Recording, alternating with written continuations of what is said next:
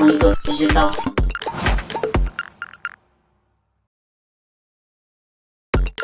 O Felipe da vez.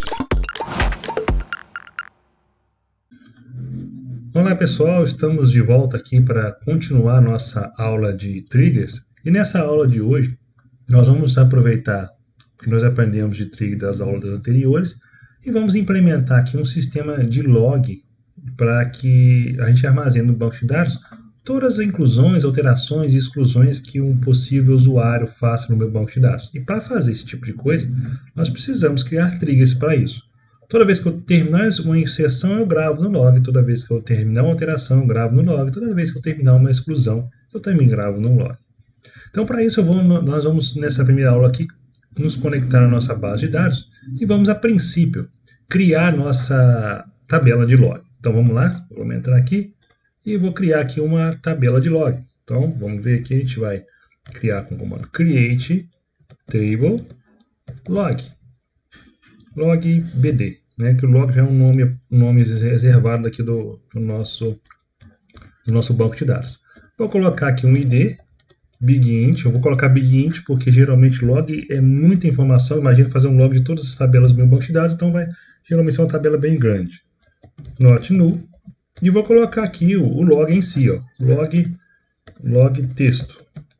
Blob subtype text. O que seria esse blob subtype text? Isso aqui é um tipo texto para eu armazenar muita informação.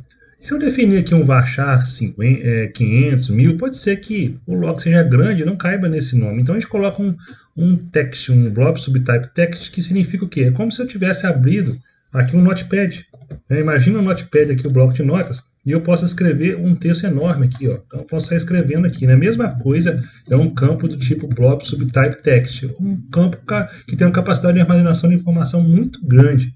Então dá para a gente armazenar um log tranquilo nesse tipo de campo. Então por isso a gente definiu isso aqui. E agora vamos criar aqui, claro, a nossa chave primária, né? pk log bd primary key id. Ok, vou rodar isso aqui e vou confirmar.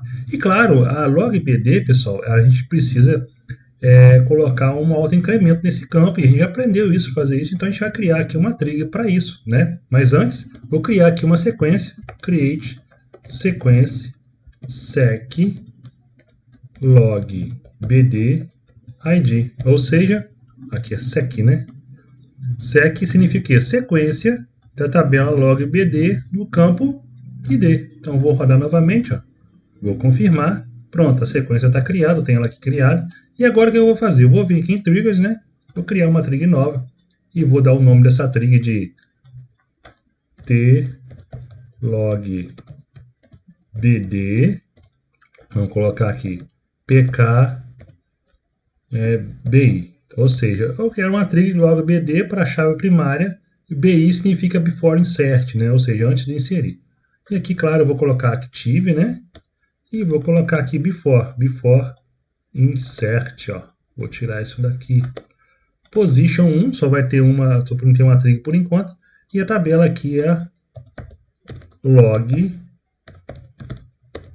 bd. Ok.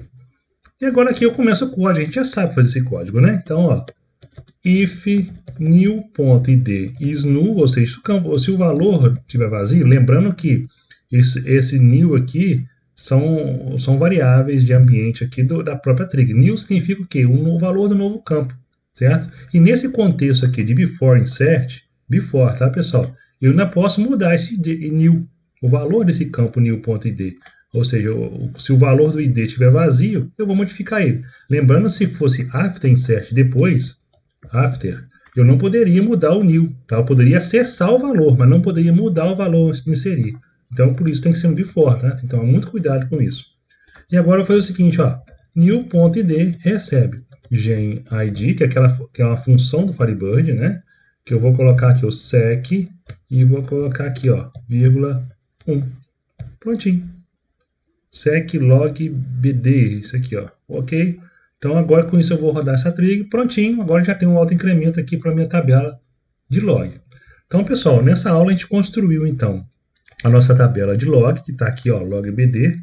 A gente já tem aqui os campos id e nós temos o campo log, ó, id e log.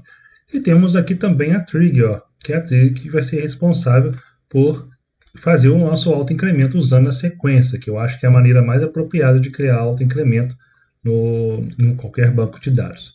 Então, pessoal, na próxima aula nós vamos começar a criar, na verdade, essas triggers de log, para armazenar as informações nessa tabela de logbd. Então, até a próxima.